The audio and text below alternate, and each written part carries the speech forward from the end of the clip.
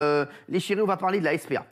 La SPA Ah parce oui. que demain, je vous le dis, je suis en mesure de vous le dire, on aura le ministre de l'Agriculture avec nous et le président de la SPA. On a réussi à les réunir demain et vous savez que les choses ont bougé puisqu'à partir de jeudi 16 avril, une tolérance sera accordée dans les déplacements malgré le confinement pour les personnes souhaitant adopter un animal en refuge. Ça, c'est une nouvelle exceptionnelle. Des règles strictes devront toutefois être respectées. L'animal devra être choisi en amont. Un rendez-vous précis sera fixé et le refuge concerné émettra une attestation dématérialisée comportant l'horaire du rendez-vous.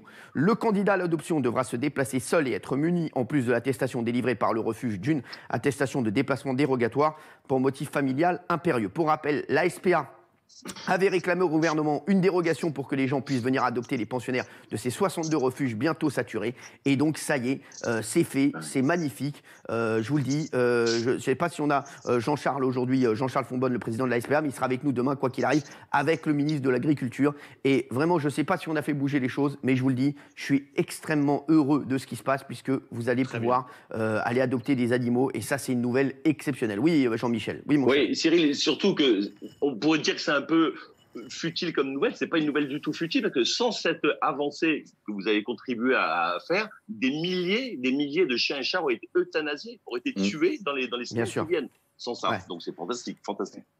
Oui, Gilles Verdez. Bien sûr que c'est la mobilisation, dont la vôtre, dont ce que vous avez dit, qui a permis l'avancée. Il faut noter que c'est le ministère de l'Agriculture et aussi le ministre de l'Intérieur, Christophe Castaner, qui se sont saisis du dossier, parce qu'une dérogation, ça ne s'accorde pas facilement.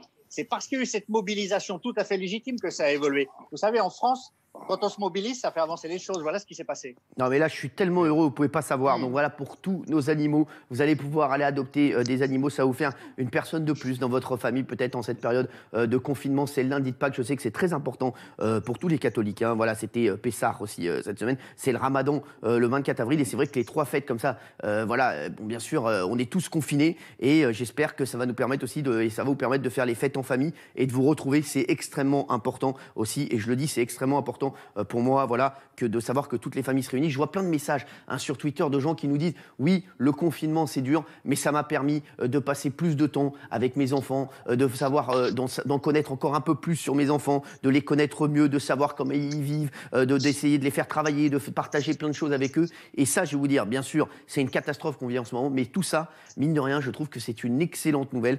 Et je pense que les familles ne vont plus être jamais comme avant après ce confinement, parce que forcément, c'est vrai qu'elles vont connaître des choses qu'elles n'ont pas connues avant. Et voilà, donc je vous le dis, j'espère que vous allez passer un bon lundi de Pâques. En tout cas, on va tout faire pour.